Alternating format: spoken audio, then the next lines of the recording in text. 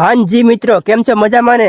સ્વાગત છે તમારું ભાવલાના એક નવા વ્લોગમાં. અને આજે હું તમને દેખાડવાનું છું અમારું ખેતર, એટલે કે જે અમે ફાર્મે વાવીએ છીએ અને તેમાં અત્યારે ક્યાં ક્યાં પાક છે એ તમને દેખાડીશ. તો પહેલા તો આ સનરાઈઝ જુઓ, કેવો મસ્ત છે. સૂરજ નારાયણ ઉગી ગયા છે. પહેલા આપણે આવી ગયા છીએ ઘઉંના આ પાકમાં, જેમાં અત્યારે હાલ 3 થી 4 પાણ ફર્યા છે. આ છે ઘઉં.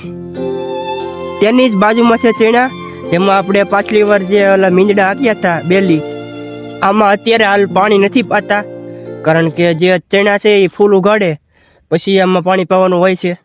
આ જ ચણાની બાજુમાં છે આપણા સૌથી મોટા ઘઉં, જે સૌથી પહેલા વાયા હતા એ, જેમાં હાલ અત્યારે ડુંડીઓ આવી ગઈ છે. પણ પોક પડાય એવા નથી થયા. હજી 20 થી 25 દિવસ જશે પછી આમાં પોક પડાય એવી ડુંડીઓ થઈ જશે. તો આ છે સૌથી નાના ઘઉં, જે સૌથી પાછળ વયા હતા તે, જેમાં શરૂ હતું અત્યાર સુધી પાણી.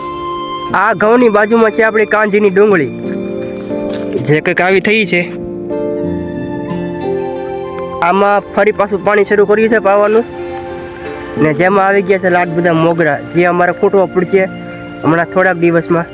આ જ ઘરની આગળ છે આપણા મોગરા, અને એટલા ભાગમાં છે બતાવું પહેલા તમને મોગરા. આ છે આપણા મોગરા, જેમાં અત્યારે હાલ મોગરા આવી ગયા છે. અને તેની ભેગી વાય છે આપણે વરિયાળી, કારણ કે મોગરા મોટા થાય અને મધમાખી આવે તો મોગરાને નુકસાન ન કરે એ માટે વાય છે. તેની બાજુમાં ભાઈ એક કેરો કર્યો છે આપણે મેથીનો, જેમાં અત્યારે ફૂલ આવી ગયા છે. સૌથી છેલ્લી છે ભાઈ આપણી ડુંગળી, જે અત્યારે આવી થઈ છે રોપ જેવી. ચોમાસામાં તો ભાઈ ખોબામાં ખાધા છે. અનુભવી જરા કમેન્ટ કરો કે ઉનાળે ભાવ રહેશે કે પાછા ખોબામાં ખાવું. કેવા લાગ્યા તમને અમારી વાડીના આ વ્યૂ અને પાકો?